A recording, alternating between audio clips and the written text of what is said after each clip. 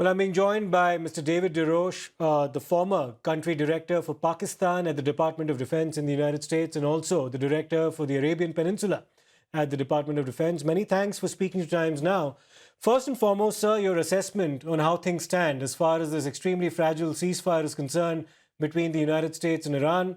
There's a divergent list of the conditions that have actually been mentioned. There's a 15-point program as far as the United States is concerned, 10 points as far as Iran is concerned, and the twain aren't meeting. How do you see things unfolding from here? Yeah, the two competing positions are incompatible. They're basically each side's capitulation demands to the other side. President Trump has said, well, we'll take the Iranian paper as a basis for negotiations. He's speaking in real estate terms. The metaphor is a teardown, where there's a house on a lot. You want the lot, but you don't want the house. You say, yep, I'll buy the house. And then the first thing you do is destroy the house and build it up. So when he says the basis, he means he sees a vacant lot. I think that it is a tactical pause in fighting.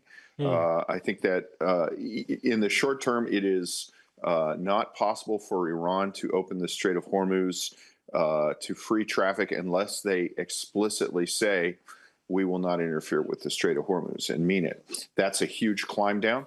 It's also, Iran has kind of painted itself into a corner with regards for Hezbollah for generations. They've said Lebanese Hezbollah is an independent Lebanese fraternal organization that we support, but we don't control.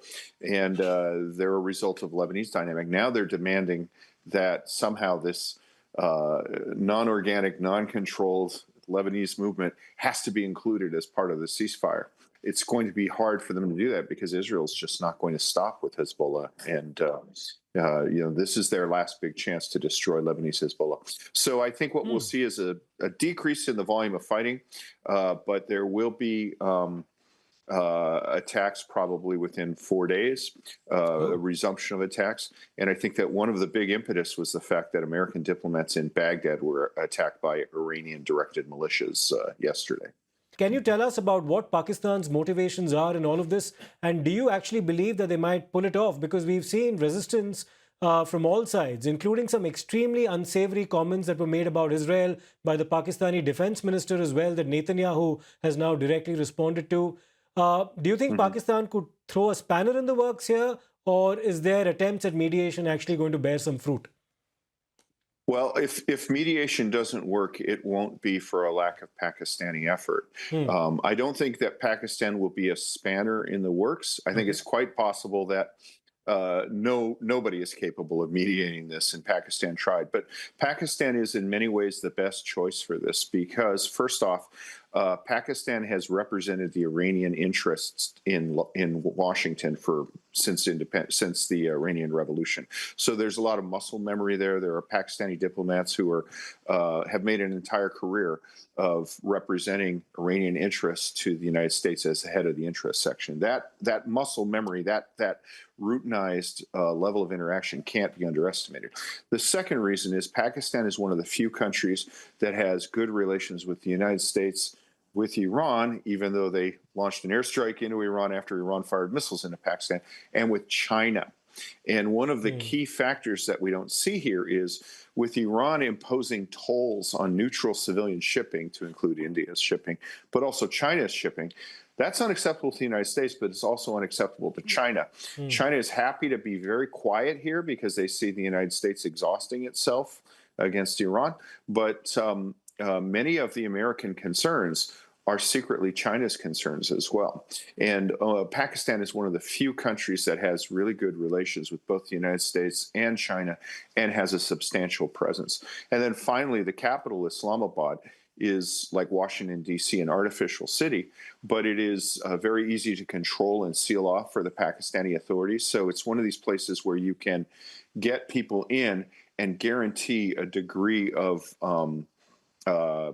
basically, they're not going to be harassed by the press or anything like that. The diplomatic quarter, the Pakistani government can seal off Islamabad for people who do not live there, and then they have a substantial diplomatic quarter that is also sealed off within that. So it's a place for interactions without interference. But it's extremely hot this time of year. Or it's getting hot. What do you think J.D. Vance will be telling his Iranian counterparts if the two do end up meeting? What's the communication likely to be? Well, I'm not sure, but I've got a guess. So the Iranians study the American system very closely, and most of the Iranian elite and the Pakistani elite has family in the United States. You know, their children live in the West or in the United States, and they've studied here. So they know the American system very well. And one of the things they know very well is that a lot of people in America really don't like the idea that President Trump's negotiators were his son-in-law and one of his New York real estate development buddies. They don't like that. And so the Iranians put the word out and said, actually the Iranian foreign minister said, these two guys, the negotiations in Geneva, they didn't know what they were talking about. They're idiots. And that resonated very strongly in the United States. And they're also doing this narrative that there's a split within the administration, and J.D. Vance represents the non-interventionist side of the administration. So I think what the Iranians are hoping is that when Vance comes there, that will allow them to play off a division within the administration. What I think Vance is going to say is, you see me, you see these two guys, there's no difference between what we say and what we think. We all represent Donald Trump. And you may not like what you hear from me or him, but that's what you're going to get from Trump. And so that would be the most productive thing he could do. The fear here, the danger here, is that you get a situation where the Iranians will see Vance as their natural interlocutor and anybody else as a climb down. And we can't commit the vice president to what will be an endless negotiation process if the Iranians are allowed to. But if we were to talk about the specifics of the negotiations, what's on the table in terms of what can be discussed, and do you expect Lebanon to once again be the real bone of contention here, or are there other aspects of what they might agree on or not agree on? Because the Straits of Hormuz and who exercises control over it. The reason I ask you that is because President Trump, in one of his messages on Truth Social, had floated the idea of some kind of joint control. One can expect the Iranians to not concede that. Well, actually, no, I think they would concede it. I think they would welcome it because they're not entitled under the law of the sea, international law, precedent. They're not entitled to anything. So if they get something and half of it goes to the United States, I think they'll like that. I think they'll accept that.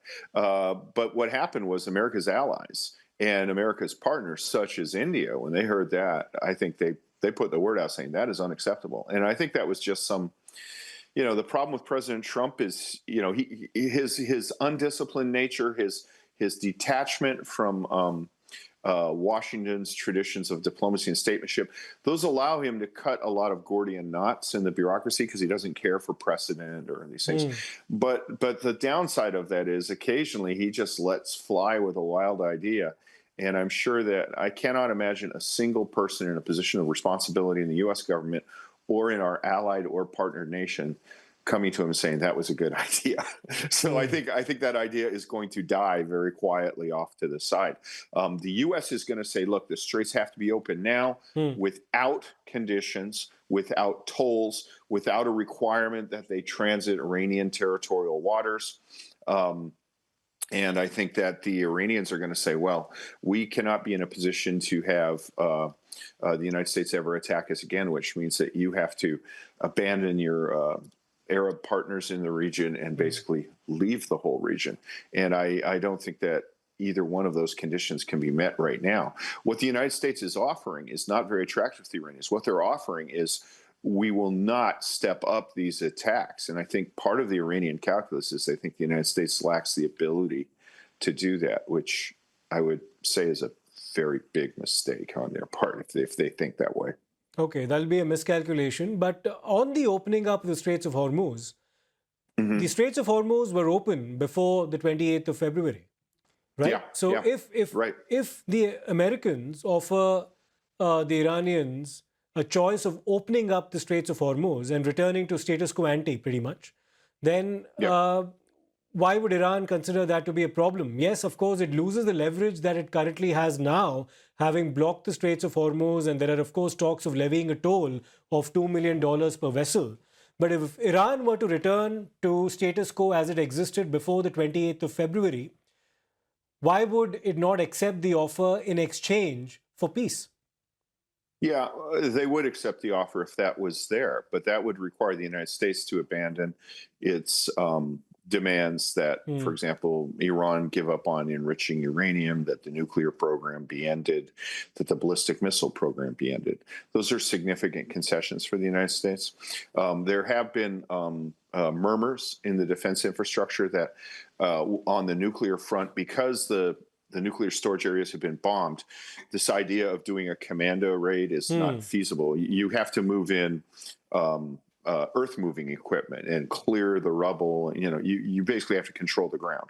So that's going to be one of the things I think that Vance and others will put forward, which is, you, Iran, are going to have to cooperate with us on removing your highly enriched uranium from the facilities. So there's a lot of incompatible things. But I agree, if the war ends with the United States leaving and the only thing that Iran has agreed to do is restore freedom of navigation to what it was before the war, that is going to be very, very hard for Trump's most ardent supporters to spin that as a victory. Absolutely, and America heads to the midterm polls sometime in November, so he has a constituency to answer to as well. Many thanks, Mr. Des Roches, for your insights into this evolving situation. Let's wait and see what transpires. Thank you. Thank you, sir.